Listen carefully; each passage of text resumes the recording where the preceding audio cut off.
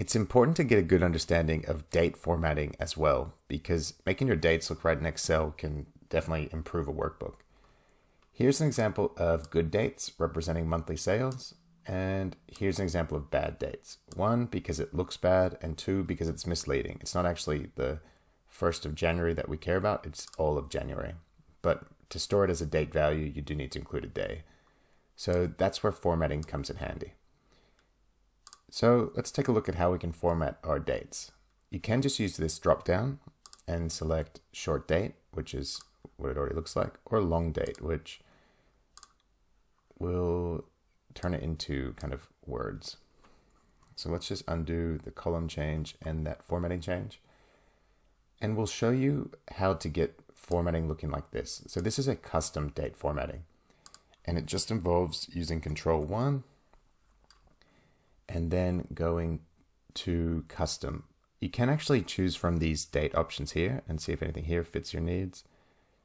Now we got close, but we didn't get what exactly we were after. So I'm going to go to custom, and you can choose from these options. This one looks nice. Yep, that's the one we're using. Month, month, month, dash year, year. And so I could just select that and that will work. Great. Or I could do this.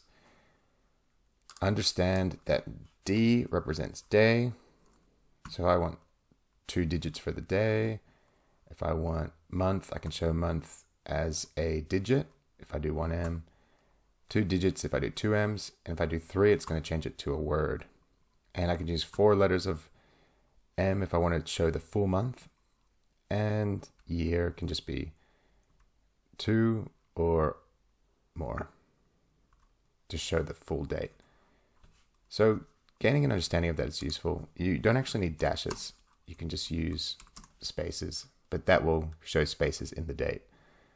So this one doesn't look good at all. What does look good for us is month, month, month, dash year, year.